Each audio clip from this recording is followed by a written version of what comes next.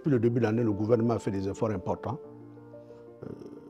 pour le paiement des bourses. Nous avons réglé pour la plupart des bourses jusqu'en fin septembre. Jusqu'en fin septembre dans la plupart des pays. Nous avons des cas spécifiques au niveau des frais de scolarité. Il s'agit également sur le Maroc et les États-Unis. Pour ce qui est des causes, principalement, nous avons d'abord les crédits qui sont insuffisants parce que l'agence a à peu près 12 milliards de bourses l'année et ce montant ne couvre pas l'ensemble des pays. Donc, ce qui fait qu'on est obligé de recourir souvent à des rallonges budgétaires. Donc, il y a la faiblesse des crédits.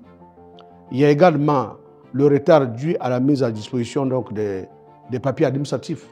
Donc, notamment lors du renouvellement, il y a des étudiants qui ne téléversent pas leurs résultats à temps sur le compte e-bourse. Ça, c'est aussi important. Donc, la transmission des résultats, ce que j'appelle la transmission des résultats. Il y a aussi le délai de bancarisation. Il y a des étudiants qui ont les bourses. Parfois, lorsqu'ils ne téléversent pas donc, leur compte à temps, les résultats à temps, ça a un effet sur donc, leur compte, ce qui fait qu'on ne peut pas créditer leur compte à temps.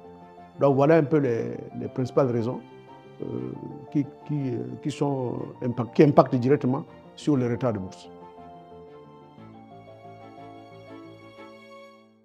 Bon, de façon globale, lorsque il y a des retards, vous avez parfois certaines universités font la rétention des résultats.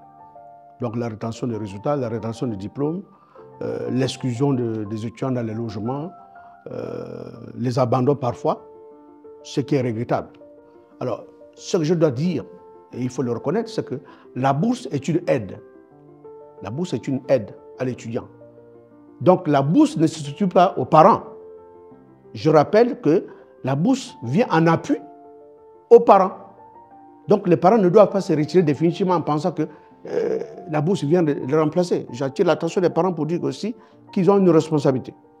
Alors, pour revenir là-dessus, je voulais rappeler également que nous avons fait une réforme ici et nous avons revu à la baisse les frais de scolarité dans certains pays.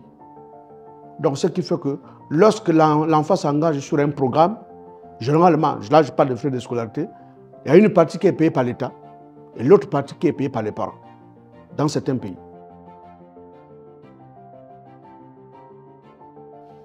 Alors, donc pour ce qui est des solutions, c'est d'abord la mise à disposition à temps de crédit qui sont alloués.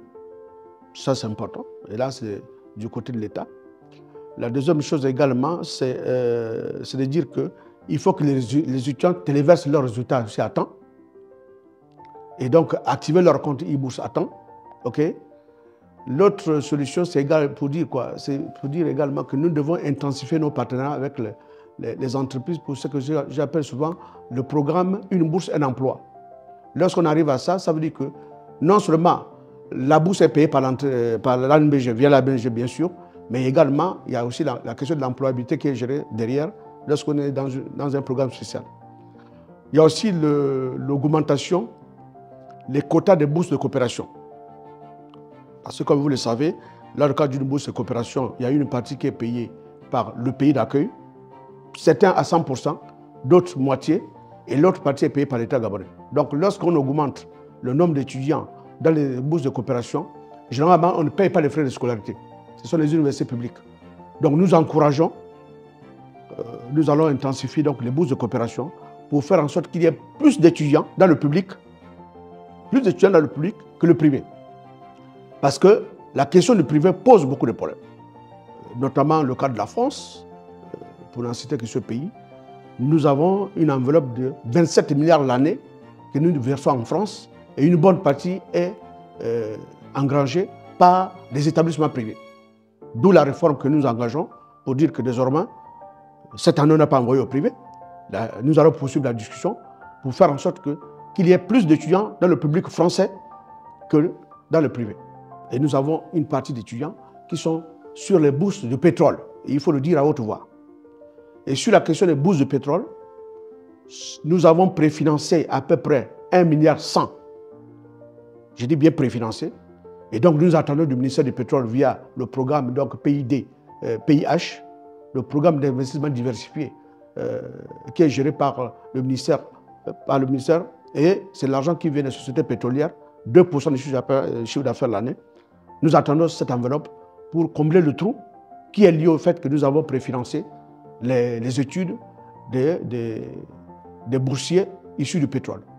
Je dois dire au passage que nous avions obtenu une rallonge budgétaire de 19 milliards en 2 tranches, 9 et 10, qui va nous permettre de régler toutes les situations jusqu'en fin décembre. Nous sommes bien sur le budget 2024. L'État vient de nous satisfaire nos demandes en octroyant donc cette enveloppe qui va nous permettre de payer toutes les situations jusqu'en fin décembre 2024.